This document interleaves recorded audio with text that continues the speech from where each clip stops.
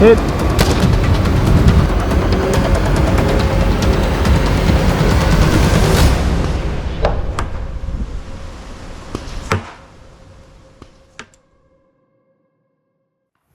If you've ever been fucked by a state government, go ahead and hit that subscribe button.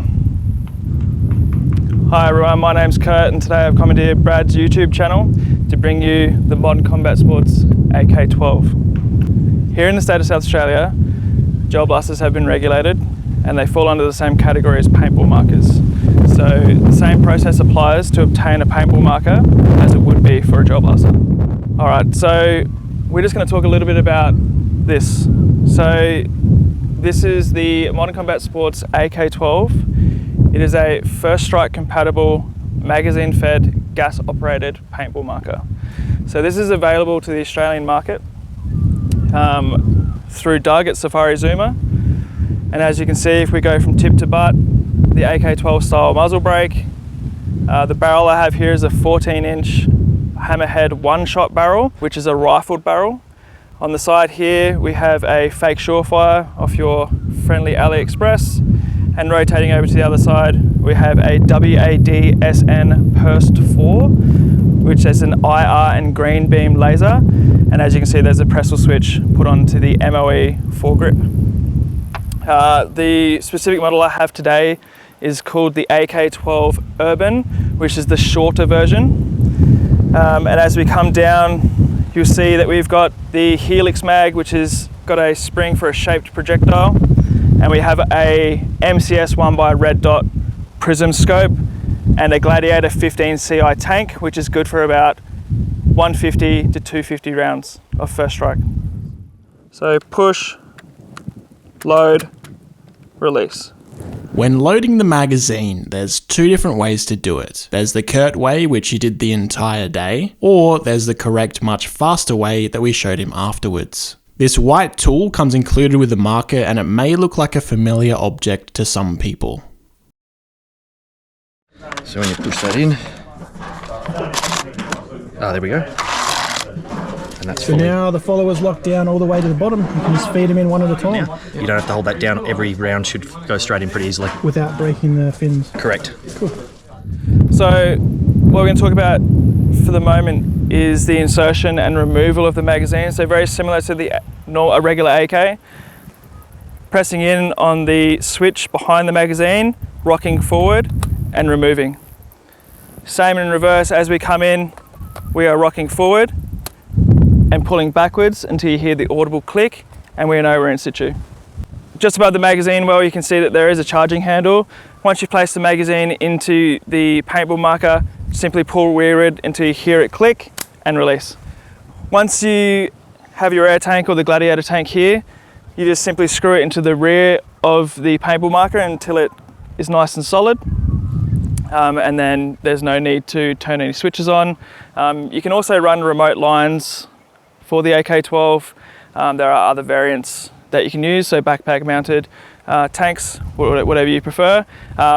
This feeds straight into the rear of the paintball marker, and as you can see, you can fit a stock over the top as a sleeve that you tighten in place and it won't move. So as per the start of the video, I talked about the Hammerhead one-shot barrel. The Hammerhead one-shot is a specific barrel that is designed to marry up with the first strike round.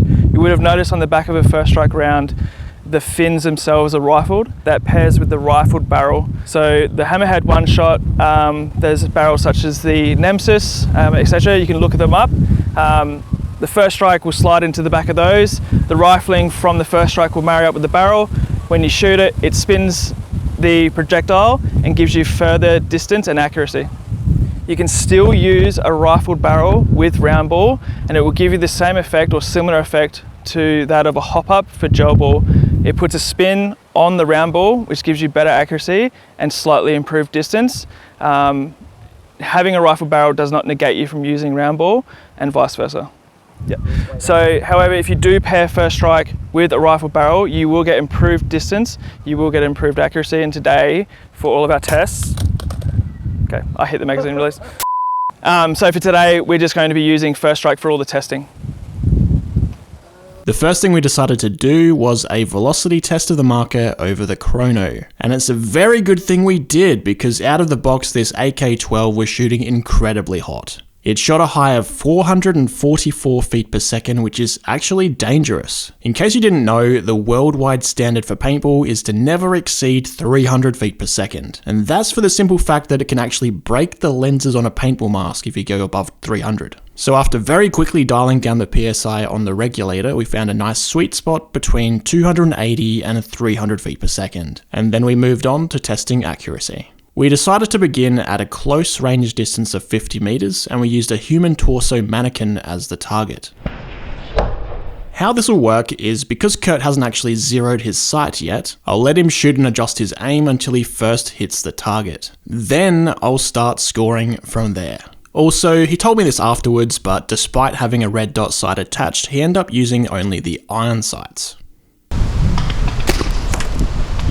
Just short. Just to the right. Hit. Hit. Hit.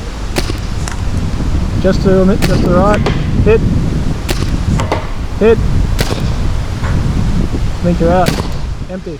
At 50 meters, once Kurt made his first hit on the target, he fired a total of 7 shots, with 5 of those connecting. The ones that missed were only an inch to the right of the mannequin's shoulder, so had he aimed a little more to the left, it would have been a 100% hit rate at 50 meters. Next, we decided to try 70 meters. Over the top. Just to the left. Just to the right. High and right. Hit. Hit. Just to the right. Just to the left. Hit. Hit. Just to the left. Far to the left, about a meter. About a meter left. Here, at the top of the iron sight, you can see that there's 2 circular holes. I was using the top hole and aiming at the head slightly up and to the left, and I was hitting him. So let's go down and see the result. At 70 meters, after making his first hit, Kurt fired a total of 9 shots, hitting a total of 4. The ones that missed I could see by eye, and they were all within a 1 meter circle of the mannequin. Overall, it was about a 44% hit rate, so I'd say if you fired a burst of 3 shots, you could pretty much guarantee a hit at 70 meters. If you wanted to get fancy, you could even look into setting up 3-round burst modes on your marker. Next, maybe we were a little too ambitious, but we saw a nice sandbag set up at 108 meters from the target and wondered whether we can perhaps hit it from there. Low to the right. Low, straight on. At a distance of 108 meters measured with a laser rangefinder, the shots were landing within a 2 meter circle around the mannequin, but unfortunately none of our shots connected. We think if you had a small squad concentrating fire on someone at this range, you could definitely hit them, but solo you're mostly just suppressing them. For our final accuracy test, we moved it forward to 80 meters to try to figure out where the effective range ends. Right. Short and right. Right. Short. Short right. Hit, I think. Left. Left, in line with target, left. Left again, short. Hit. Left. Meter left. Meter left. Less than a meter right. Short, left. Short, dead in line. I think that was a new. I had it on the same aiming point every time. It's just inconsistent. At 80 meters, from Kurt's first hit on the target, he fired a total of 12 shots, hitting only 2 of those. The ones that missed fell within a 1.5 meter circle around the mannequin, so you can definitely hit someone at 80 meters, but it might take you around 6 shots or so. With that result, I'd say the maximum effective range of this marker in its stock configuration is 70 meters. But do keep in mind, Kurt was using iron sights for all of this, and will probably do a part 2 in the future after he upgrades the barrel and makes some smaller tweaks, but most importantly, I want him to get a proper scope and actually zero it. These results are still pretty impressive though. We got at least double the range of gel ball with a much greater accuracy.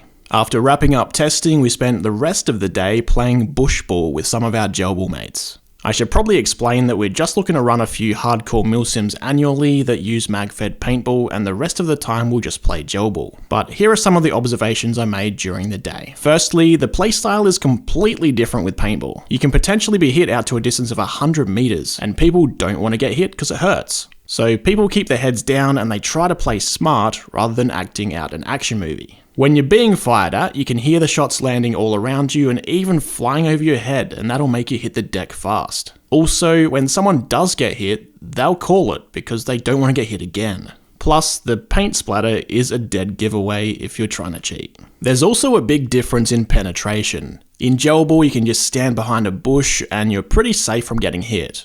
In paintball though, shots will pass clean through a bush and hit you like it wasn't even there.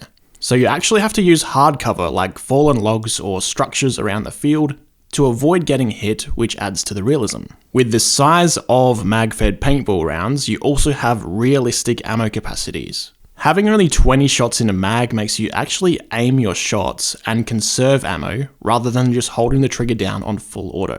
Accuracy and range, as we've shown in the testing, with paintball you have more than double the range of gel ball. You can actually hit people out to 80 meters. You can hit people even further than that if you concentrate fire from a squad. So unlike gel ball, you can't just stand there at 40 meters waving at your enemy, taunting them, because you can actually be hit. Overall, Kurt is aiming to host about 3 to 4 milsim games per year using magfed markers, which I think will definitely add to the experience. An obvious downside though, at least looking from the outside in, is the cost of the ammo compared to gel ball. First Strike is around 150 Australian dollars for a box of 300 rounds, and while that sounds like a lot to pay, we estimate using around 150 shots in a full day milsim. So that'd be around 75 Australian dollars worth 3 to 4 times per year. 150 shots is enough to load up 7 mags, and if you wanted to carry any more than that, these markers can also fire standard round ball, and that's much cheaper at around $100 for 2,000 rounds. So if you're someone who likes to get on the trigger, you could probably just run round ball instead of First Strike.